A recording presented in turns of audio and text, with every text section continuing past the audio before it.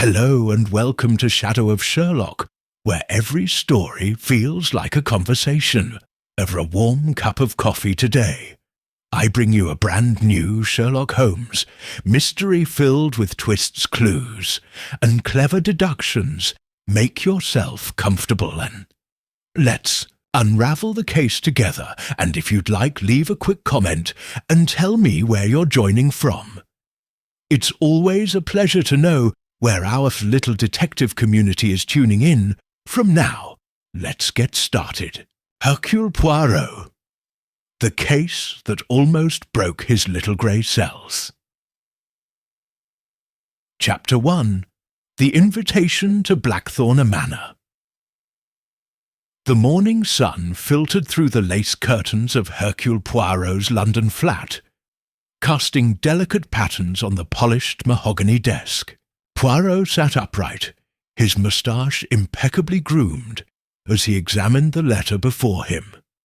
The envelope was thick, the paper expensive, and the handwriting elegant yet hurried.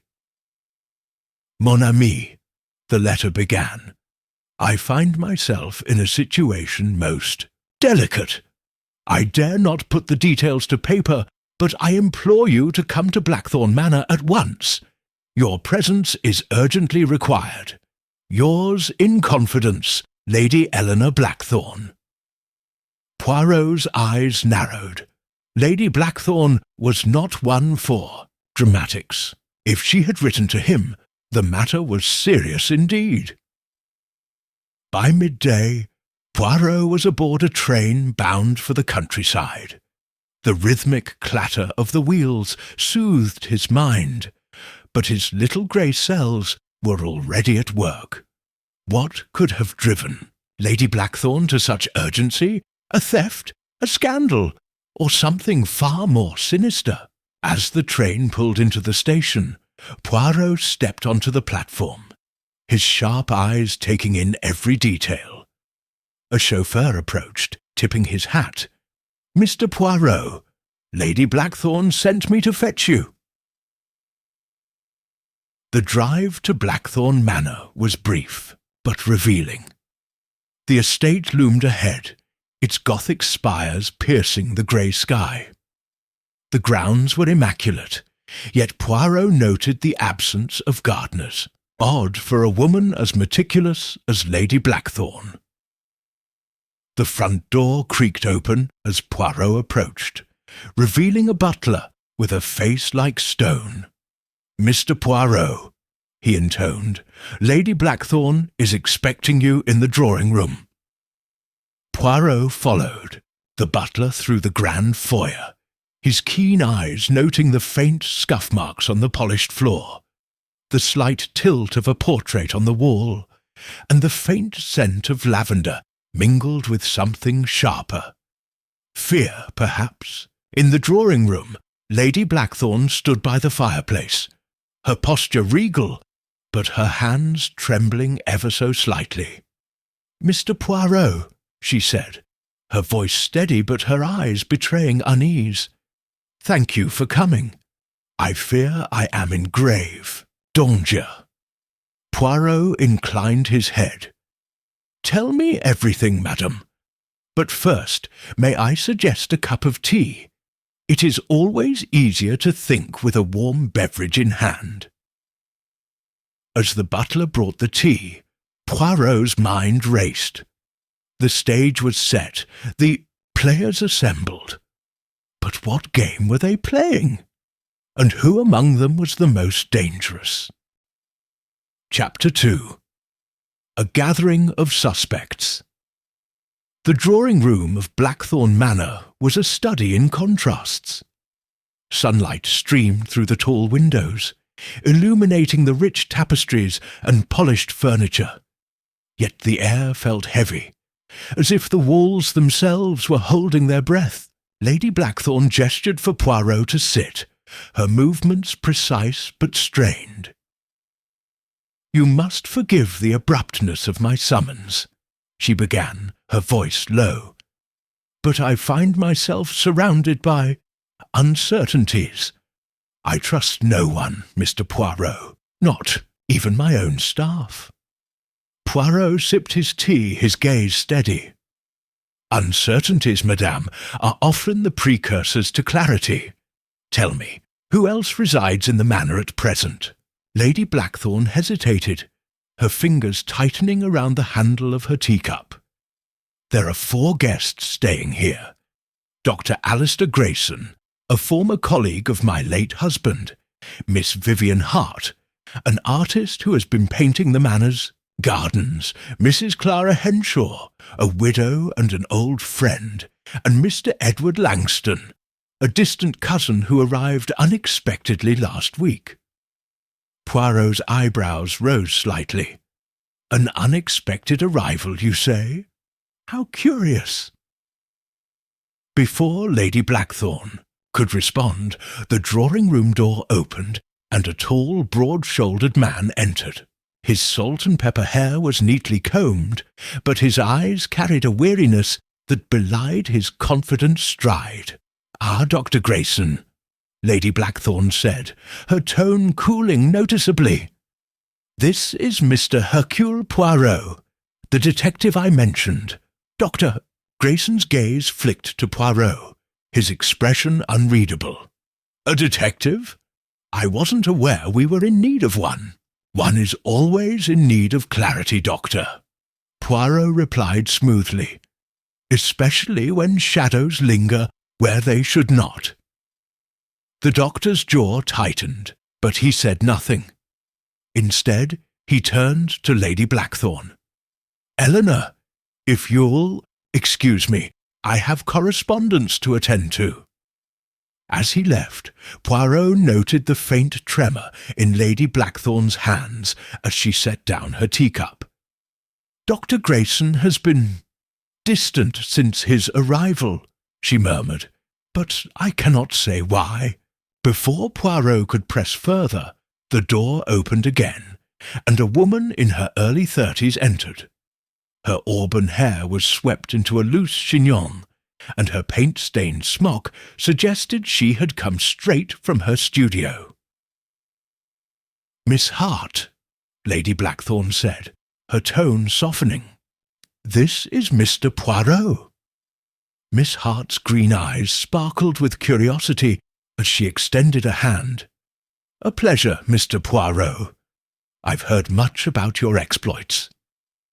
"And I, mademoiselle, have heard of your talent," Poirot replied, noting the faint smudge of blue paint on her wrist. "The gardens here must provide ample inspiration." "They do," she said, though her smile faltered slightly. "Though lately they've felt different, almost as if they're hiding something." Poirot's eyes narrowed. "Hiding something, you say? How intriguing!"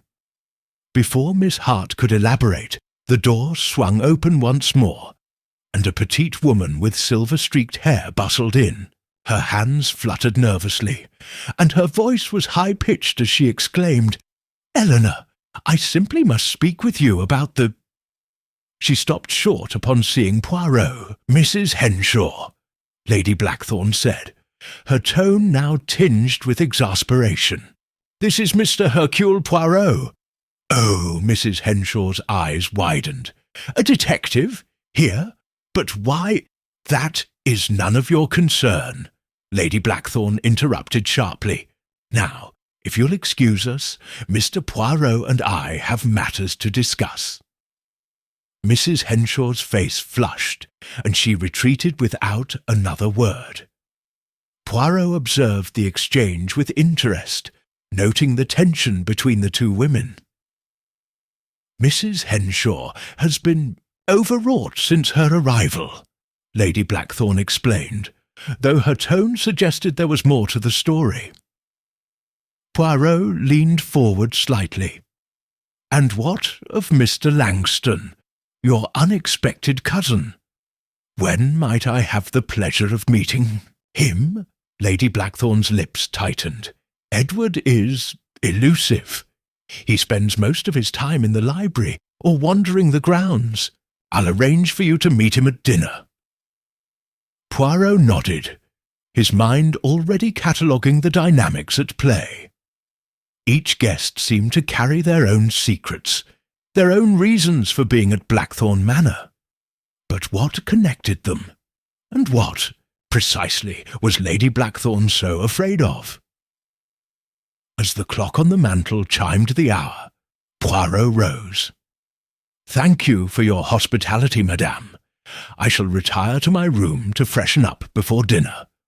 But rest assured, I am already beginning to see the outlines of this puzzle." Lady Blackthorn's eyes met his, a flicker of hope breaking through her composed facade.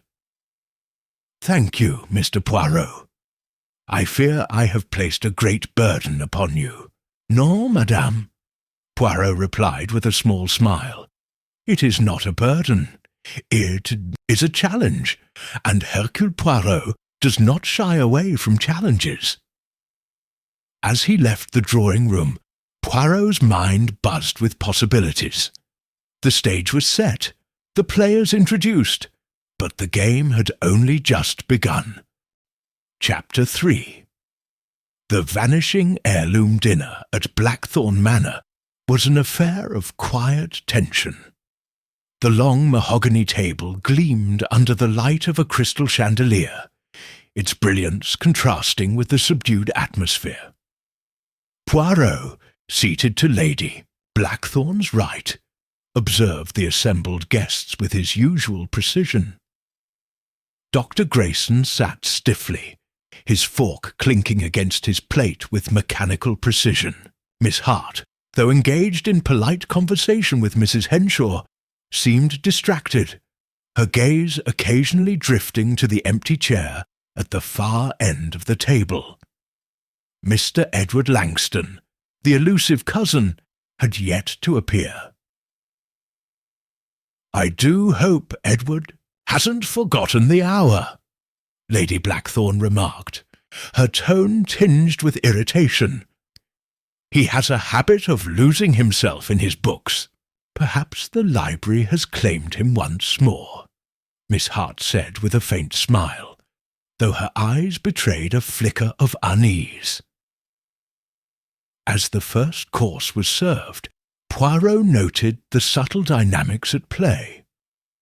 Mrs. Henshaw's hands trembled as she reached for her wineglass, while Dr. Grayson's jaw tightened every time Lady Blackthorn spoke. The butler, standing silently by the sideboard, seemed to watch the room with an intensity that bordered on suspicion. The conversation turned to the history of Blackthorn Manor, with Lady Blackthorn recounting tales of her ancestors. "The emerald necklace, for instance," she said, her voice softening, "has been in my family for generations. It's said to bring good fortune, though I've yet to see evidence of that." "An emerald necklace?" Poirot inquired, his interest piqued. "Yes," Lady Blackthorn replied. "It's kept in the safe in my study. I rarely wear it, but it's a symbol of our family's legacy." Before Poirot could press further, the dining-room door swung open, and a man in his late 30s entered. His dark hair was dishevelled, and his tweed jacket bore the faint scent of old books. "Edward," Lady Blackthorn said, her voice cool, "how kind of you to join us." "My apologies," Mr. Langston replied, his tone casual, but his eyes darting around the table. "I lost track of time." As he took his seat, Poirot studied him carefully. There was something guarded about Mr. Langston, a deliberate effort to appear nonchalant that only heightened Poirot's curiosity. The meal progressed, but the tension in the room grew palpable. Mrs. Henshaw spilled her wine, her nervous laughter drawing sharp glances from Dr. Grayson. Miss Hart, though seemingly composed, tapped her fingers restlessly against the tablecloth. It was during dessert that the first crack in the evening's facade appeared. Lady Blackthorn excused herself to retrieve the emerald necklace, intending to show it to Poirot. She returned moments later, her face pale and her hands trembling. "It's gone," she whispered, her voice barely audible. "The necklace! It's been stolen!" A stunned silence fell over the table. Poirot rose immediately, his expression calm, but his mind racing. "Madame, if you would permit me to examine the safe." Lady Blackthorne nodded, leading the way to her study. The guests followed. Their reactions varied. Dr. Grayson's face was unreadable, Miss Hart's eyes wide with shock, and Mrs. Henshaw wringing her hands. Mr. Langston lingered at the back, his expression inscrutable. The study was a room of dark wood and heavy curtains, the air thick with the scent of aged paper and ink. Lady Blackthorne gestured to the safe, its door slightly ajar. "I locked it this morning," she said, her voice shaking. "I'm certain of it." Poirot knelt to examine the safe, his sharp eyes noting the absence of forced entry. The lock was intact, the hinges undisturbed. "Curious," he murmured. "Who else has access to this safe?" "Only myself and the butler," Lady Blackthorne replied. "But he's been with the family for decades. I trust him implicitly." Poirot's gaze shifted to the butler, who stood silently by the door. The man's face was impassive, but his hands clenched slightly at his sides. "And the key, madam?" Poirot asked. "I keep it on a chain around my neck," Lady Blackthorne said, lifting the chain to reveal a small silver key. "It hasn't left my possession." Poirot's eyes narrowed. "Then we are faced with a most intriguing puzzle. The safe was locked, the key secure, yet the necklace is gone. This suggests a mind both clever and resourceful." As the guests exchanged uneasy glances, Poirot's attention was drawn to a faint smudge on the carpet near the safe. Kneeling again, he examined it closely. A faint imprint, barely visible, but unmistakably the shape of a shoe. "Tell me, madame," he said, rising to his feet, "do any of your guests wear shoes with a distinctive tread?" Lady Blackthorne hesitated, her gaze sweeping the room. I'm not certain." Poirot's eyes met those of each guest in turn. Dr. Grayson's polished Oxfords, Miss Hart's practical flats, Mrs. Henshaw's delicate heels, and Mr. Langston's scuffed loafers. None seemed to match the imprint, but Poirot filed the detail away for further consideration. "We shall resume our investigation tomorrow," he announced. "For now, I suggest we all retire. The night may yet yield answers."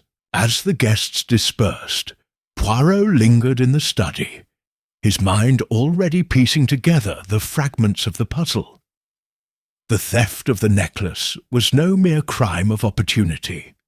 It was a calculated act, one that hinted at deeper motives and hidden alliances, and Hercule Poirot was determined to uncover them all. Chapter 4. A Whisper in the Garden.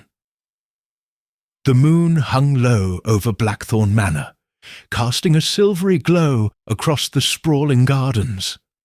Poirot, unable to sleep, found himself drawn to the tranquillity of the night. The theft of the emerald necklace weighed heavily on his mind, and he hoped the cool night air might bring clarity to his little grey cells. As he strolled along the gravel path, the scent of roses and damp earth filled his nostrils. The garden was a labyrinth of hedges and flower beds, its beauty tinged with an air of mystery. Poirot's sharp ears caught the faint murmur of voices ahead, and he slowed his steps, his curiosity piqued. Rounding a corner, he glimpsed two figures standing near a marble fountain. Their voices were low, but their tones were urgent. "We can't keep this up," a woman's voice whispered. It was Miss Hart, her auburn hair catching the moonlight. "If he finds out, he won't," a man interrupted. Poirot recognized the voice as Mr. Langton's. "Not if we're careful, but we need to act quickly." Poirot remained hidden behind a hedge, his presence unnoticed.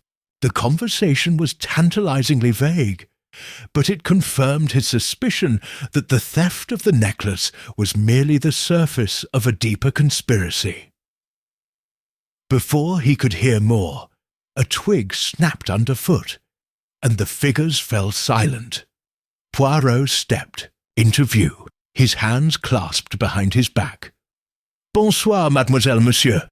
A fine night for a stroll, no?" Miss Hart's eyes widened, and Mr. Langton stiffened. "Mr. Poirot," Miss Hart said, her voice strained, "we didn't hear you approach." "The night has a way of concealing footsteps," Poirot replied with a small smile. "But tell me, what brings you both to the garden at such an hour?" Mr. Langton recovered quickly, his tone casual. "I couldn't sleep. Miss Hart was kind enough to keep me company." "Indeed," Poirot said, his gaze lingering on Miss Hart's uneasy expression. "And what, may I ask, were you discussing?" Miss Hart hesitated, but Mr. Langton answered smoothly. "The gardens, of course. Miss Hart has been painting them, and I was curious about her process." Poirot nodded, though his eyes gleamed with scepticism. "A fascinating subject, to be sure, but perhaps not one that requires such urgency." Before either could respond, a rustling sound came from the nearby bushes.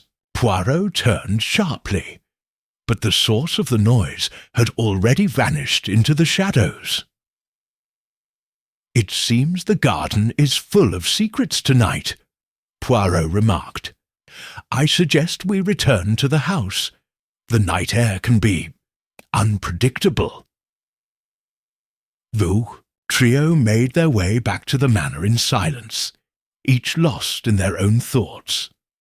As they entered the grand foyer, Poirot turned to Miss Hart. "Mademoiselle, might I have a word?" She nodded, though her expression was wary. Mr. Langton excused himself, disappearing up the staircase with a final, lingering glance. "You are an artist, yes?" Poirot began, his tone conversational.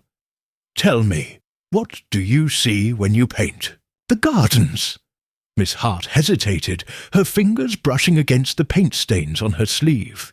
"I see beauty, of course, but also something beneath the surface. A kind of tension, as if the garden is hiding something." "Hiding something," Poirot repeated thoughtfully. "A curious observation. And do you believe the same could be said of the people here?" Her eyes met his, and for a moment she seemed on the verge of confiding in him. But then she looked away, her voice barely above a whisper. "I don't know, Mr. Poirot, but I fear we're all caught in a web we don't fully understand." Poirot inclined his head. "A web, you say? Then it is fortunate that Hercule Poirot is here to untangle it." As Miss Hart retreated to her room, Poirot remained in the foyer, his mind racing. The conversation in the garden, the mysterious rustling in the bushes, and Miss Hart's cryptic words all pointed to a deeper layer of intrigue. But what was the connection? And who among the guests was pulling the strings? Poirot's thoughts were interrupted by the sound of footsteps on the staircase. He turned to see Dr. Grayson descending, his expression grim. "Mr. Poirot, the doctor said, his voice low. Word, if I may." "Of course, Doctor," Poirot replied, his curiosity piqued. Dr. Grayson glanced around, as if to ensure they were alone. "I couldn't help but overhear your conversation with Miss Hart. I must warn you, not everyone here is who they seem." Poirot's eyes narrowed. "And who, in your opinion, should I be wary of?" The doctor hesitated, his jaw tightening. "Edward Langston. He's not what he appears to be. I've known Lady Blackthorne for years, and I can tell you this. Her cousin is no cousin at all." Before Poirot could respond, Dr. Grayson turned on his heel and strode away, leaving the detective alone in the dimly lit foyer. The pieces of the puzzle were beginning to fall into place, but the picture they formed was far from clear. Poirot's little grey cells buzzed with possibilities, each more intriguing than the last. As he retired to his room, Poirot couldn't shake the feeling that the night's events were merely the prelude to something far more sinister. Chapter 5. The Broken Teacup. The morning light filtered through the heavy drapes of the dining room, casting a soft glow over the assembled guests. Breakfast was a subdued affair, the events of the previous night lingering like a shadow over the table. Lady Blackthorne sat at the head, her expression strained, while the others picked at their food in silence. Poirot, ever observant, noted the subtle shifts in behaviour. Miss Hart avoided eye contact, her hands trembling slightly as she stirred her tea. Mr. Langston, though outwardly composed, tapped his fingers restlessly against the tablecloth. Dr. Grayson sat stiffly, his gaze fixed on his plate, while Mrs. Henshaw fidgeted with her napkin, her nervous energy palpable. The clink of silverware against china was the only sound until Poirot broke the silence. "A fine morning, is it not? The gardens are particularly lovely at this hour." Lady Blackthorne forced a smile. "Yes, though I find it hard to appreciate their beauty given the circumstances." "Understandable, madam," Poirot replied. "But even in the darkest moments there is always a glimmer of light. It is simply a matter of finding it." As if on cue, the butler entered carrying a tray of fresh tea. He moved with his usual precision, but Poirot noticed a slight hesitation as he set the teapot on the table. "Thank you, Wilson," Lady Blackthorne said, her tone absent-minded. The butler nodded and retreated, but Poirot's eyes followed him, a faint crease forming between his brows. The meal continued in uneasy silence until Miss Hart reached for the teapot. Her hand brushed against the handle, and the pot slipped, crashing to the floor. The sound of shattering porcelain echoed through the room, and everyone froze. "I'm so sorry," Miss Hart exclaimed, her face flushing. I didn't mean to—" "It's quite all right," Lady Blackthorne interrupted, though her voice was tight. "Wilson will clean it up." Poirot rose from his seat, his attention drawn to the broken teapot. The pieces lay scattered across the floor, but one fragment caught his eye. A faint residue on the interior, dark and sticky. "Curious," he murmured, kneeling to examine the shards. "What is it, Mr. Poirot?" Lady Blackthorne asked, her tone wary. "This residue," Poirot said, holding up the fragment. "It is not tea. Something else was in this pot." The room fell silent as the implications sank in. Dr. Grayson was the first to speak. "Are you suggesting someone tampered with the tea?" "It is a possibility," Poirot replied, his expression grave. "One that warrants further investigation." Lady Blackthorn's face paled. "But who would do such a thing? And why?" "That, madame, is what we must determine," Poirot said. "But first I must ask, who prepared the tea this morning?" "Wilson, of course," Lady Blackthorn replied. "He's always been responsible for the tea service." Poirot's gaze shifted to the butler, who stood silently by the sideboard. "Monsieur Wilson, might I have a word?" The butler stepped forward, his face impassive. "Of course, sir." "Did you notice anything unusual while preparing the tea?" Poirot asked. Wilson hesitated, his eyes flicking to Lady Blackthorn, before returning to Poirot. "No, sir. Everything was as usual." Poirot studied him for a moment, then nodded. "Very well, thank you." As Wilson began cleaning up the broken teapot, Poirot turned to the guests. "I suggest we adjourn to the drawing-room. There is much to discuss." The group filed out of the dining-room, their unease palpable. Poirot lingered behind, his sharp eyes scanning the room for any additional clues. His gaze fell on a small crumpled piece of paper near the leg of the table. Bending down, he picked it up and unfolded it carefully. The note was brief, written in a hurried hand. "Meet me in the garden at midnight. We must act before it's too late." Poirot's lips curved into a faint smile. The plot, it seemed, was thickening. In the drawing-room the guests gathered, their expressions a mix of anxiety and curiosity. Poirot stood before them, his demeanour calm, but his eyes sharp. "It appears," he began, "that we are dealing with a situation far more complex than a simple theft. The tampered tea suggests an attempt to harm, and the presence of this note," he held it up for all to see, "indicates a conspiracy at play." The room erupted in murmurs, but Poirot raised a hand to silence them. "I will uncover the truth, but I require your cooperation. Each of you holds a piece of this puzzle, whether you realize it or not. I urge you to reflect on what you know and what you may have seen." As the guests exchanged uneasy glances, Poirot's mind raced. The broken teacup, the residue, the note. Each clue pointed to a web of deceit and danger. But who was the mastermind? And what was their ultimate goal?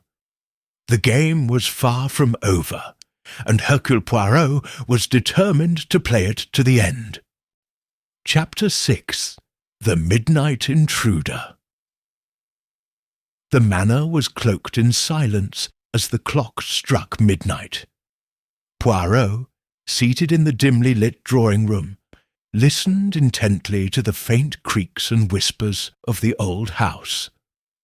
The note he had discovered earlier weighed heavily on his mind, its cryptic message hinting at a clandestine meeting in the garden. He rose from his chair, his movements deliberate and quiet. The time had come to uncover what secrets the night held.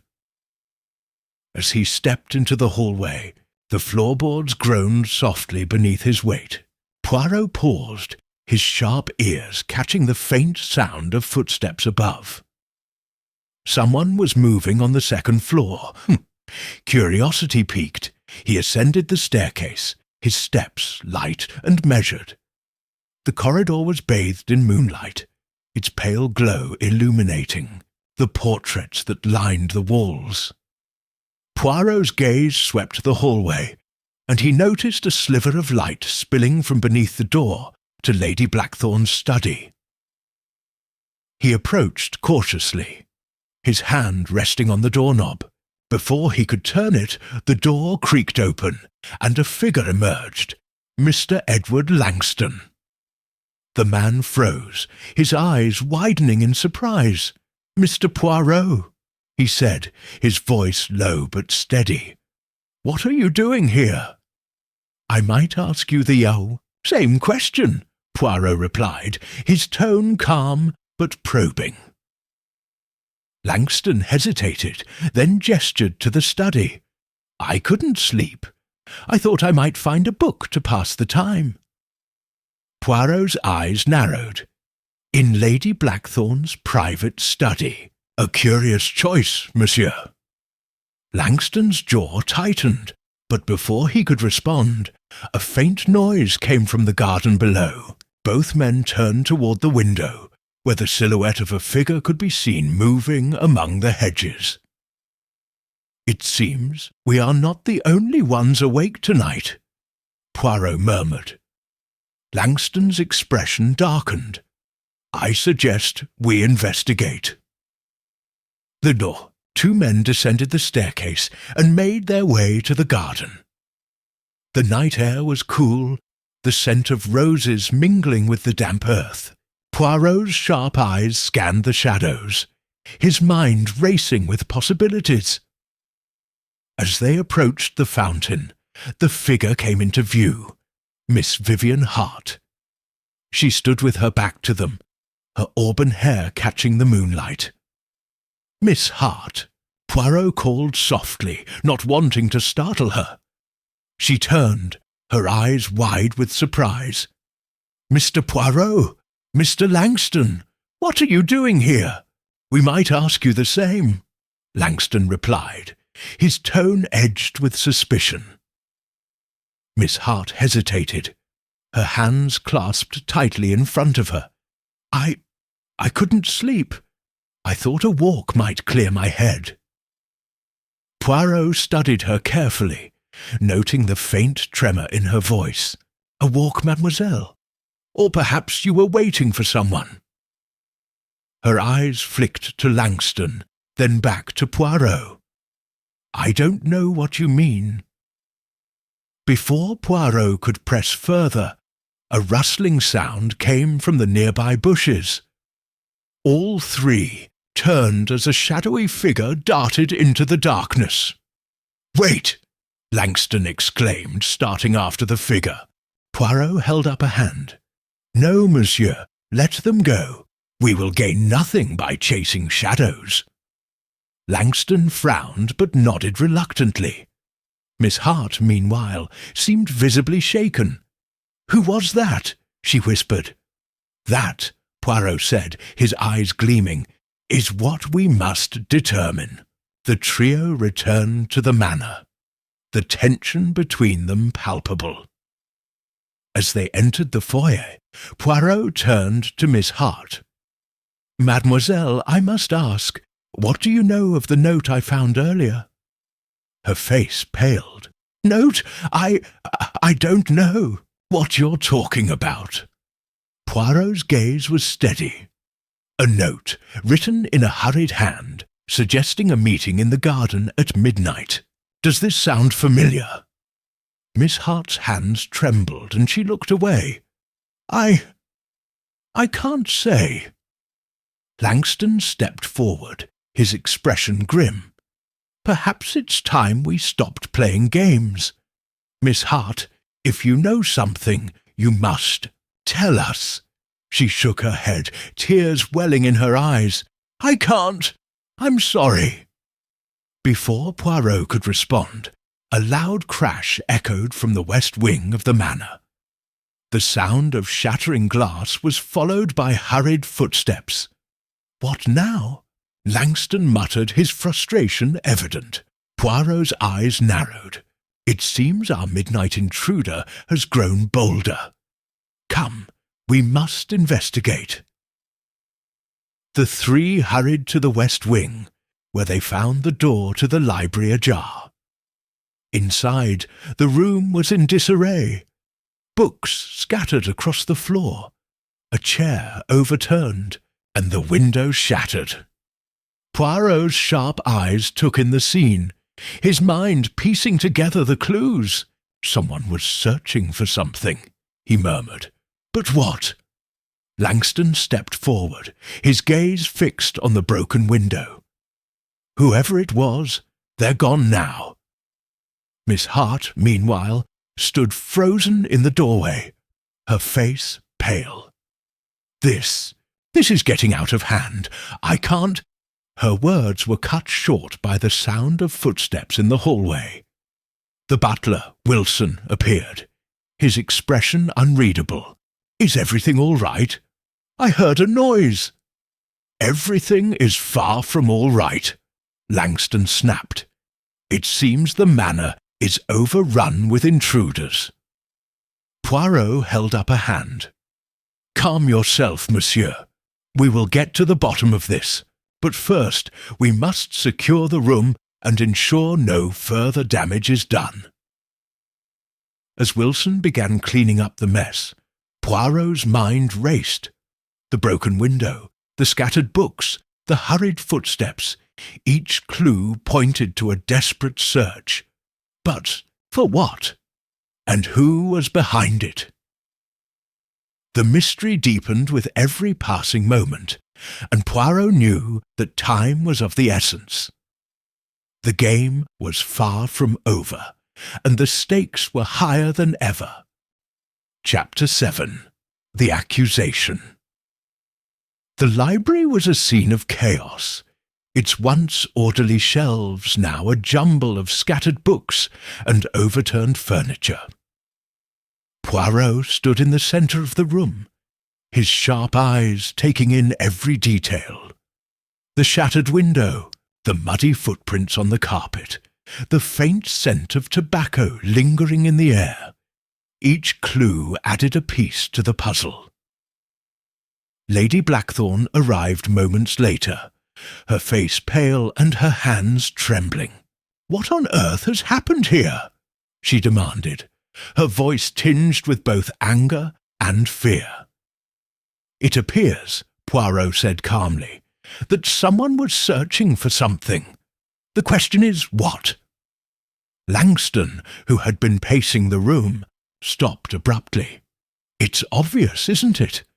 They were after the necklace, or whatever else Lady Blackthorne has hidden in this house." Lady Blackthorne's eyes narrowed.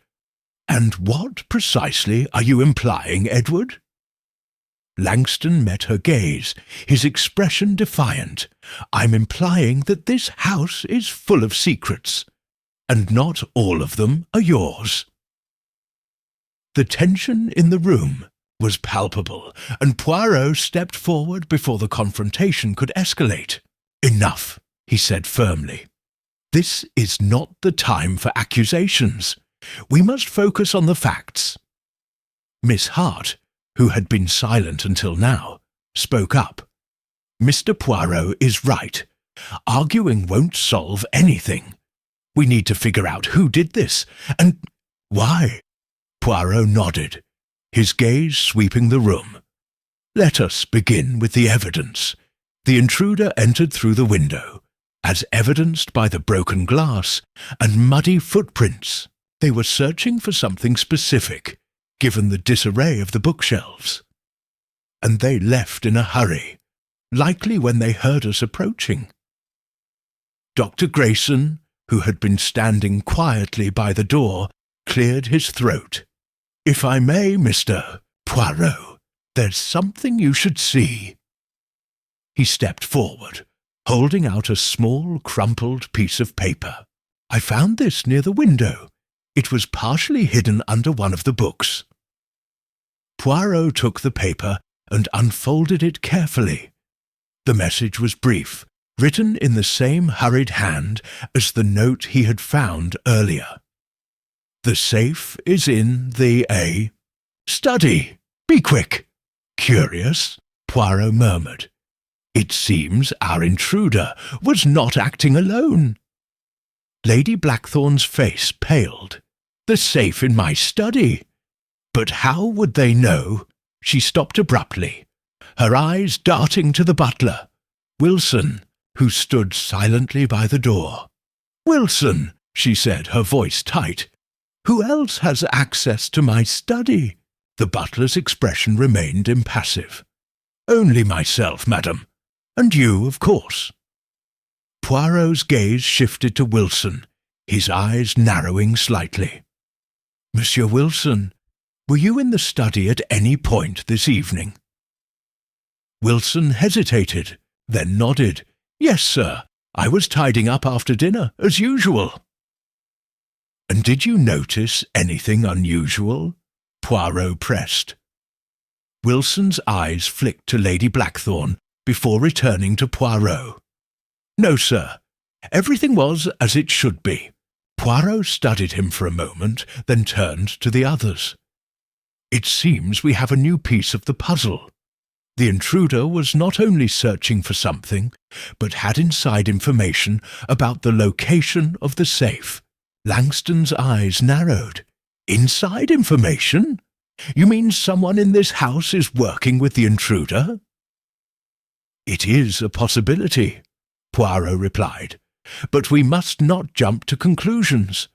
The truth is often more complex than it appears." Miss Hart, who had been listening intently, spoke up. "Mr. Poirot, do you think the theft of the necklace and tonight's break-in are connected?" "Undoubtedly," Poirot said, "but the connection is not yet clear. We must consider all possibilities." As the group debated, Mrs. Henshaw, who had been unusually quiet, suddenly burst into tears. "I can't take this any more," she exclaimed, her voice trembling. "All these secrets, all this suspicion, it's too much." Lady Blackthorne stepped forward, her expression softening. "Clara, please, we're all under strain, but we must remain calm." Mrs. Henshaw shook her head, her hands clutching her handkerchief. "You don't understand. I know something. Something I should have told you earlier." The room fell silent, all eyes turning to her. Poirot stepped closer, his tone gentle but firm. "Madame, if you have information that could help us, now is the time to share it." Mrs. Henshaw hesitated, then nodded. "It's about Edward," she said, her voice barely above a whisper. "He's not who he says he is." Langston's face darkened. "What are you talking about, Clara?" She took a deep breath, her eyes filled with guilt. "Edward isn't your cousin, Eleanor. He's an impostor. He came here under false pretenses." The room erupted in murmurs, but Poirot raised a hand to silence them. "Madame Henshaw, please continue. What do you know? I overheard him on the phone," she said, her voice trembling. "He was talking to someone about the necklace. He said it was worth more than anyone realized, and that he needed to get it before someone else did." Langston's face flushed with anger. "That's a lie. I've done nothing wrong." Poirot stepped between them, his expression calm but authoritative. "Enough! Accusations will not help us. We must focus on the facts." He turned to Langston. "Monsieur, do you deny these claims?" Langston hesitated, his jaw tightening. I can't deny that I'm not Lady Blackthorne's cousin, but I had no part in the theft or the break-in. I came here for my own reasons, but I'm not a thief." Poirot studied him for a moment, then nodded. "Very well, we will consider your statement. But for now, it is clear that trust in this house has been compromised." As the group dispersed, Poirot remained in the library, his mind racing. The pieces of the puzzle were beginning to fall into place, but the picture they formed was far from complete. The game was far from over, and Hercule Poirot was determined to see it through to the end. Chapter 8.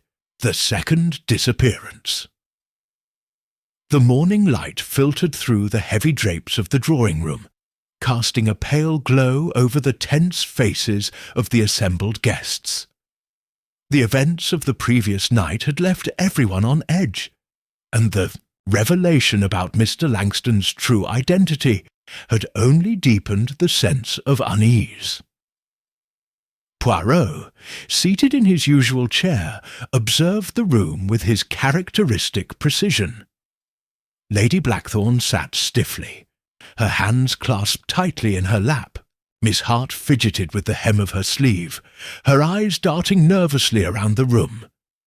Dr. Grayson stood by the fireplace, his expression grim, while Mrs. Henshaw sat in silence, her face pale and drawn. The only person missing was Mr. Edward Langston. "Where is Edward?" Lady Blackthorne asked, her voice tight with frustration. "He should be here." "Perhaps he's avoiding us," Dr. Grayson muttered, his tone bitter. "Given last night's revelations, I wouldn't blame him." Poirot rose from his seat, his expression calm, but his eyes sharp. "We must not jump to conclusions. Let us first determine his whereabouts." The group dispersed to search the manor, their footsteps echoing through the empty halls. Poirot, accompanied by Miss Hart, made his way to Langston's room. The door was ajar, and the room inside was in disarray. Clothes strewn across the bed, drawers left open, and a suitcase lying half-packed on the floor. "It looks like he was in a hurry," Miss Hart said, her voice tinged with worry. Poirot stepped inside, his sharp eyes taking in every detail. The bed was unmade, the sheets tangled as if someone had risen abruptly. A half-empty glass of water sat on the nightstand, and a faint scent of cologne lingered in the air. But it was the open window that caught Poirot's attention. The curtains fluttered in the breeze, and a faint scrape mark on the window-sill suggested someone had climbed out in haste. "Curious," Poirot murmured, leaning out the window. The ground below was soft from the previous night's rain, and a set of footprints led away from the manor, disappearing into the trees. "Do you think he left?" Miss Hart asked, her voice trembling. "It appears so," Poirot replied. "But the question is, why?" As they returned to the drawing-room, the others were already gathered, their faces a mix of confusion and concern. Lady Blackthorne stood by the fireplace, her expression a mixture of anger and disbelief. "He's gone," she said, her voice shaking. "After everything, he just left."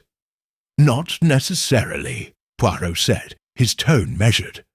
"The circumstances of his departure suggest haste but not necessarily guilt. We must consider all possibilities."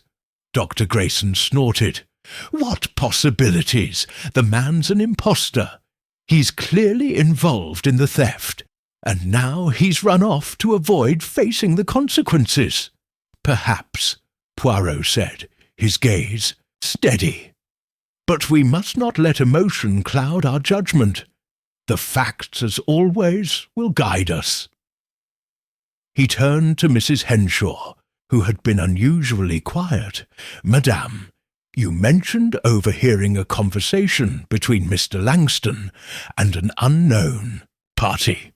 Can you recall any details that might help us?"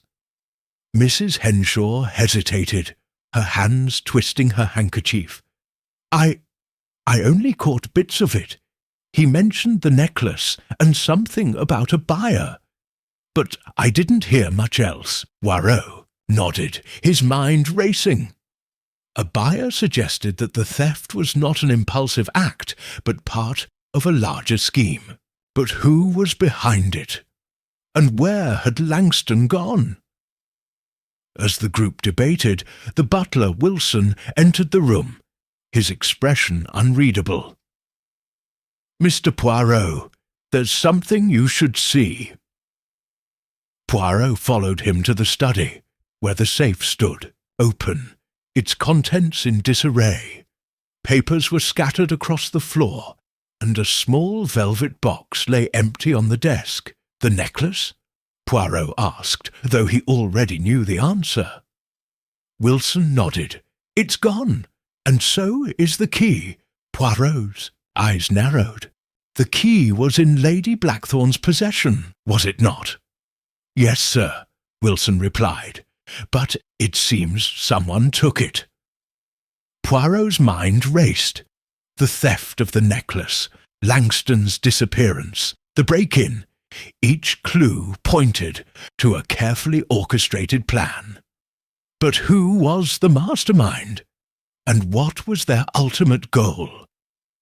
As he returned to the drawing-room, Poirot's gaze swept the assembled guests. Each of them had secrets, each of them a motive. But the truth, as always, lay just beyond reach. The game was far from over, and Hercule Poirot was determined to see it through to the end. Chapter 9. The Revelation in the Library. The library, once a sanctuary of quiet and order, now felt like the epicenter of the storm brewing within Blackthorn Manor.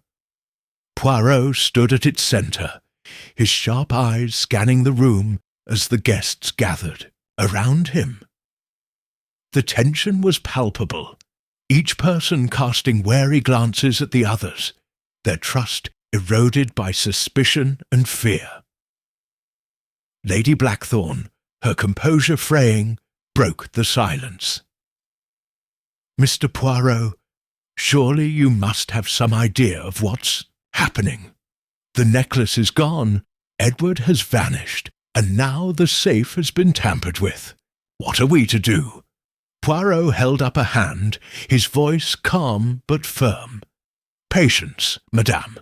The truth, like a fine wine, cannot be rushed. It must be allowed to breathe, to reveal itself in its own time." Miss Hart, seated near the fireplace, spoke up. "But how much longer can we wait? Every moment we delay, the thief or thieves could be getting further away." "Indeed," Poirot said, his gaze lingering on her, "but haste often leads to mistakes. And mistakes, mademoiselle, are the breadcrumbs that lead us to the truth." Dr. Grayson, leaning against a bookshelf, crossed his arms. "You speak in riddles, Poirot. If you know something, now is the time to share it." Poirot's lips curved into a faint smile. "Very well. Let us begin with what we know." He stepped forward, addressing the group. "The necklace was stolen, but not by chance. The thief had inside knowledge of the safe's location and access to the key. Mr. Langston's sudden disappearance suggests he may have been involved, but we must not discount the possibility that he, too, is a victim." Mrs. Henshaw, who had been unusually quiet, spoke up. "But why would Edward take the necklace and then flee? It doesn't make sense." "Precisely, madame," Poirot said, "which is why we must consider alternative explanations. For instance, what if Mr. Langston was not the thief, but someone who discovered the thief's identity? His disappearance may have been an attempt to protect himself, or to confront the true culprit." The room fell silent as the guests absorbed this possibility. Miss Hart's eyes widened, and Dr. Grayson's jaw tightened. Lady Blackthorn, meanwhile, sank into a chair, her face pale. "But who could it be?" she whispered. "Who among us would do such a thing?" Poirot's gaze swept the room, his expression inscrutable. "That, madame, is what we must determine, and to do so, we must examine the clues more closely." He walked to the desk where the empty velvet box lay. The safe was opened with the key, which was in Lady Blackthorn's possession.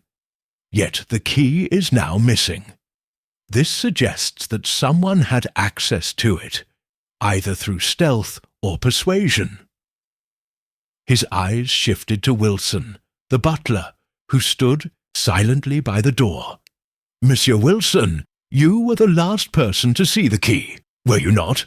Wilson's face remained impassive, but his hands clenched slightly at his sides. "Yes, sir. I returned it to Lady Blackthorn after cleaning the study." "And did you notice anything unusual at the time?" Poirot pressed. Wilson hesitated, then shook his head. "No, sir. Everything was as it should be." Poirot studied him for a moment, then turned to the others. "Let us consider the events of last night. The break-in, the note, the tampered tea. Each incident points to a coordinated effort. But by whom?" Miss Hart, her voice trembling, spoke up. "Mr. Poirot, I think I may know something." All eyes turned to her, and Poirot nodded encouragingly. "Please, mademoiselle, share what you know." She took a deep breath, her hands clasped tightly in her lap. "Last night after the break-in, I found something in the garden, a piece of fabric torn from someone's clothing. I didn't think much of it at the time, but now—" She reached into her pocket and pulled out a small scrap of fabric, holding it up for all to see. It was dark green, with a faint pattern of leaves. Poirot took the fabric, examining it closely. "Curious. This pattern is distinctive. Does it belong to anyone here?" The guests exchanged uneasy glances, but no one spoke. Poirot's gaze shifted to Dr. Grayson, who wore a dark green waistcoat with a similar pattern. "Doctor," Poirot said, his tone measured, "would you care to explain?" Dr. Grayson's face flushed with anger. "This is absurd. You can't possibly think—" "I think nothing," Poirot interrupted. "I merely observe, and the evidence, mon ami, speaks for itself." The room erupted in murmurs, but Poirot raised a hand to silence them. "Let us not be hasty. The fabric is a clue, but it is not conclusive. We must consider all possibilities." As the group debated, Poirot's mind raced. The fabric, the key, the note. Each clue pointed to a web of deceit and danger. But the truth, as always, lay just beyond reach. The game was far from over, and Hercule Poirot was determined to see it through to the end. Chapter 10. The final twist. The library was thick with tension, the air heavy with unspoken accusations and mounting dread. Poirot stood at the centre of the room, his sharp eyes surveying the assembled guests. The scrap of fabric lay on the desk, a silent witness to the unravelling mystery. Dr. Grayson, his face flushed with indignation, broke the silence. "This is ridiculous. You can't possibly believe I had anything to do with this." Poirot held up a hand, his tone calm but firm. "Monsieur, I make no accusations. I merely follow the evidence. And the evidence, at present, suggests that you have some explaining to do." Miss Hart, her hands trembling, spoke up. "Mr. Poirot, perhaps there's another explanation. The fabric could have been planted to frame Dr. Grayson." "A possibility," Poirot conceded, "but one we must explore carefully. Let us consider the facts." He turned to Lady Blackthorn, who sat stiffly in her chair, her face pale. "Madame, when did you last see the key to the safe?" Lady Blackthorn hesitated, her fingers brushing against the chain around her neck. Last night, before I retired. I always keep it with me." "And yet it is now missing," Poirot said. "This suggests that someone took it while you were unaware, who had access to your room." Her eyes flicked to Wilson, the butler, who stood silently by the door. "Only Wilson," she said. "He brought me my evening tea." Poirot's gaze shifted to the butler. "Monsieur Wilson, did you notice anything unusual last night?" Wilson's face remained impassive, but his hands clenched slightly at his sides. "No, sir. Everything was as usual." Poirot studied him for a moment, then turned to the others. "Let us not forget the note found in the library. It suggested a meeting in the garden at midnight. Who among us was absent from their rooms at that hour?" The guests exchanged uneasy glances, but no one spoke. Poirot's gaze lingered on Miss Hart, who shifted uncomfortably under his scrutiny. "Mademoiselle," he said gently, "you were seen in the garden last night. Would you care to explain?" Miss Hart's face flushed and she looked away. I couldn't sleep. I went for a walk to clear my head." "A walk?" Poirot repeated, his tone neutral. "And yet you were seen speaking with Mr. Langston. What did you discuss?" Her eyes widened in surprise. "How did you observe?" Poirot said simply. "Now, please answer the question." Miss Hart hesitated, then nodded. "Edward, Mr. Langston, he wanted to warn me. He said he'd discovered something about the necklace, something dangerous. He didn't trust anyone in the house." Poirot's eyes gleamed with interest. "Did he say what he had discovered?" She shook her head. "No, he was interrupted before he could explain." Poirot turned to Mrs. Henshaw, who had been unusually quiet. "Madam, you mentioned overhearing a conversation between Mr. Langston and an unknown party. Can you recall any details that might help us?" Mrs. Henshaw hesitated, her hands twisting her handkerchief. I only caught bits of it. He mentioned the necklace and something about a buyer. But I didn't hear much else." Poirot nodded, his mind racing. A buyer suggested that the theft was not an impulsive act, but part of a larger scheme. But who was behind it? And where? Had Langston gone? As the group debated, the butler, Wilson, stepped forward. "Mr. Poirot, there's something you should know." All eyes turned to him, and Poirot nodded. "Please, continue." Wilson took a deep breath, his expression unreadable. "Last night after the break-in, I saw someone leaving the study. It was Dr. Grayson."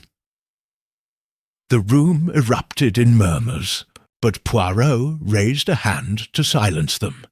"Is this true, Doctor?" Dr. Grayson's face flushed with anger. "This is absurd. I was in my room all night." "And yet you were seen," Poirot said, his tone measured. "The evidence, mon ami, is mounting against you." As the tension in the room reached its peak, Poirot's sharp eyes caught a flicker of movement near the door. Miss Hart, her face pale, was edging toward the exit. "Mademoiselle," Poirot said, his voice calm but firm, "where are you going?" Chéchouda froze, her eyes wide with fear. I need some air." Poirot stepped forward, his gaze steady. "I think not. You see, I have been observing you closely. Your nervousness, your evasiveness, they suggest a guilty conscience." "But why?" Miss Hart's hands trembled and she looked away. I don't know what you mean." Poirot's lips curved into a faint smile. "I think you do. You see, the scrap of fabric found in the garden, it matches your dress, not Dr. Grayson's waistcoat." The room fell silent as the guests absorbed this revelation. Miss Hart's face paled, and she sank into a chair, her hands covering her face. "It's true," she whispered. I took the necklace, but I didn't mean to. I was forced into it." Poirot's gaze softened. "By whom, mademoiselle?" Monsieur Mdem looked up, her eyes filled with tears. "Edward, he threatened me. He said if I didn't help him, he would ruin me." Poirot nodded, his expression thoughtful. "And where is Mr. Langston now?"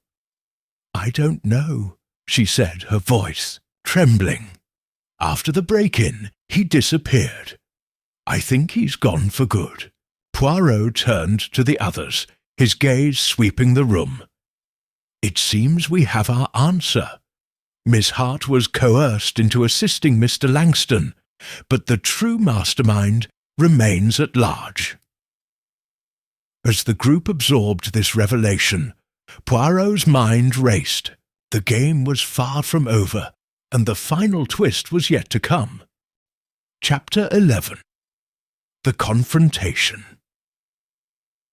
The library was silent, the weight of Miss Hart's confession hanging heavily in the air. Poirot stood at the centre of the room, his sharp eyes scanning the faces of the assembled guests. Each person seemed lost. In their own thoughts, their expressions a mix of shock, suspicion, and relief. Lady Blackthorne was the first to break the silence. "Miss Hart," she said, her voice trembling with a mixture of anger and disbelief. "How could you? After everything I've done for you." Miss Hart, her face pale and tear-streaked, shook her head. "I didn't want to, Lady Blackthorne. I swear it. But Edward, he threatened me. He said he would ruin my reputation, destroy my career if I didn't help him." Poirot stepped forward, his tone calm but firm. "Mademoiselle, we understand your predicament, but now is the time for honesty. Tell us everything you know about Mr. Langston's plans." She took a deep breath, her hands clasped tightly in her lap. He said the necklace was worth far more than anyone realized. He had a buyer lined up, someone who would pay a fortune for it. But he needed my help to get it. "And the break-in?" Poirot pressed. "Was that part of his plan?" Nodded, her voice barely above a whisper. "Yes. He wanted to make it look like an outside job, to throw suspicion off us. But when things went wrong, he panicked. He said he had to leave to protect himself." Poirot's eyes narrowed. "And where is he now?" "I don't know," she said, her voice trembling. "He didn't tell me. He just disappeared." The room fell silent as the guests absorbed this new information. Dr. Grayson, who had been standing quietly by the fireplace, spoke up. "So, Langston was behind it all. He used Miss Hart to get the necklace, and then fled when things got too hot." "It would appear so," Poirot said, his tone measured. "But we must not jump to conclusions. There are still unanswered questions." Lady Blackthorne, her face pale, turned to Poirot. "What questions?" "Miss Hart has confessed. Langston is the thief. What more is there to know?" Poirot's gaze was steady. "The how, madame, is often less important than the why. Why did Mr. Langston target your necklace? Why go to such lengths to steal it? And why involve Miss Hart?" Miss Hart looked up, her eyes filled with tears. "He said the necklace was special, that it had a history no one knew about. He called it the Blackthorne curse. The room fell silent, the words hanging heavily in the air. Lady Blackthorn's face paled, and she sank into a chair, her hands trembling. "The Blackthorn curse!" she whispered. I thought it was just a legend." Poirot's eyes gleamed with interest. "A legend, madam? Please, explain." She took a deep breath, her voice trembling. "It's an old family story. The necklace is said to be cursed, bringing misfortune to anyone who possesses it. My ancestors kept it locked away, fearing its power. I never believed it, but—" Her voice trailed off, and Poirot nodded thoughtfully. "A curse, you say? Intriguing. But legends often have a kernel of truth. Perhaps Mr. Langston believed in the curse, or knew someone who did." As the group debated, the butler, Wilson, stepped forward. "Mr. Poirot, there's something you should see." Poirot followed him to the study, where the safe stood open, its contents in disarray. Wilson pointed to a small, hidden compartment at the back of the safe. "I found this," he said, holding out a folded piece of paper. "It was hidden behind the lining." Poirot took the paper and unfolded it carefully. It was a letter, written in a hurried hand, addressed to Lady Blackthorn. "Eleanor, if you are reading this, it means I have failed. The necklace is more dangerous than you realize. It must not fall into the wrong hands. Trust no one, not even those closest to you." The letter was unsigned, but the handwriting was unmistakably that of Lady Blackthorn's late husband. Poirot's mind raced as he returned to the library, the letter in hand. The guests turned to him, their expressions a mix of curiosity and apprehension. "It seems," Poirot said, his tone grave, "that the necklace is indeed more than it appears. This letter, written by your late husband, warns of its danger." Lady Blackthorn's face paled, and she sank into a chair, her hands trembling. "My husband, he never told me." Poirot's gaze swept the room. "The game, mes amis, is far from over. The necklace is not merely a valuable artifact. It is a key to something far more sinister. And Mr. Langston is not the only player in this game." As the group absorbed this revelation, Poirot's sharp eyes caught a flicker of movement near the door. Dr. Grayson, his face pale, was edging toward the exit. "Doctor," Poirot said, his voice calm but firm. "Where are you going?" Grayson froze, his eyes wide with fear. I need some air." Poirot stepped forward, his gaze steady. "I think not. You see, I have been observing you closely. Your nervousness, your evasiveness, they suggest a guilty conscience. But why?" Grayson's face flushed with anger. "This is absurd. I've done nothing wrong." Poirot's lips curved into a faint smile. "Then you will not mind answering a few questions." As the tension in the room reached its peak, Poirot's mind raced. The game was far from over, and the final twist was yet to come.